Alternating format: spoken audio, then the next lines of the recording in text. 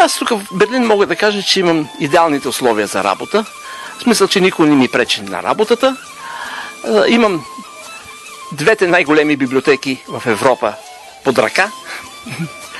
Имам целият интернет на разположение. И най-важното, че никой не може да ми пречи на работата.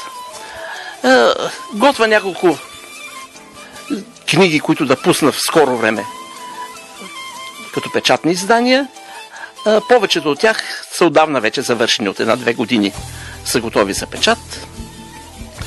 Едната е посветена на изследванията на ивановските стенописи, друга е посветена на въпросите на български език и като дойде време българската публика ще може да се запознае с тях и с моето становище по тия въпроси.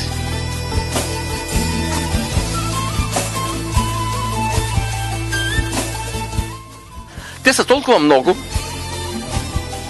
Вижте, основната лъжа, за която вече от 200 години се мъчат всички учени да я решат. Те търсят 3 народа, а има само един народ. Единият е нашият народ. Те търсят траки, търсят славяни, търсят българи, всичко това са части от един и същ народ. Една и съща популяция, един и същ език. Няма нито промяна на езика, нито промяна на културата, нито промяна на етноса, нито на етнографията, нито на народното творчество.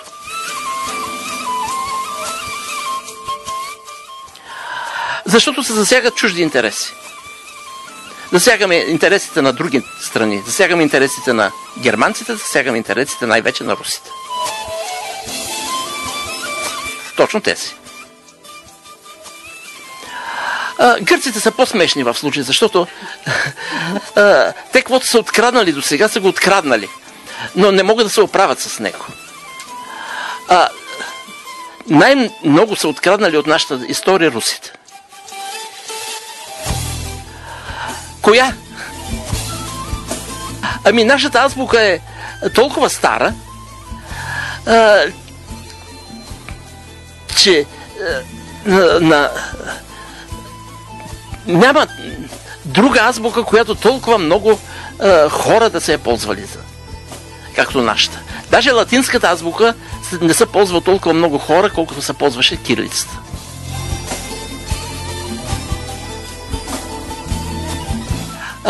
Кирил и Методий имат огромни заслуги за българската култура. Защото те узаконяват тази азбука и узаконяват нашата писменост. Но тази писменост и тази азбука са много, много по-стари.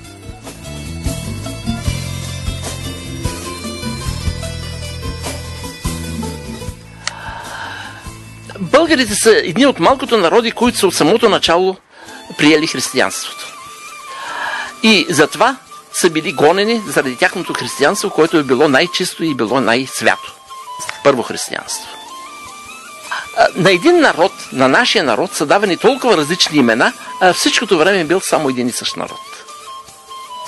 И този народ не е живял само в древна Тракия. Херодот казва истината, къде е бил този народ и колко голям е бил той. Втория по големина, но първия по значение.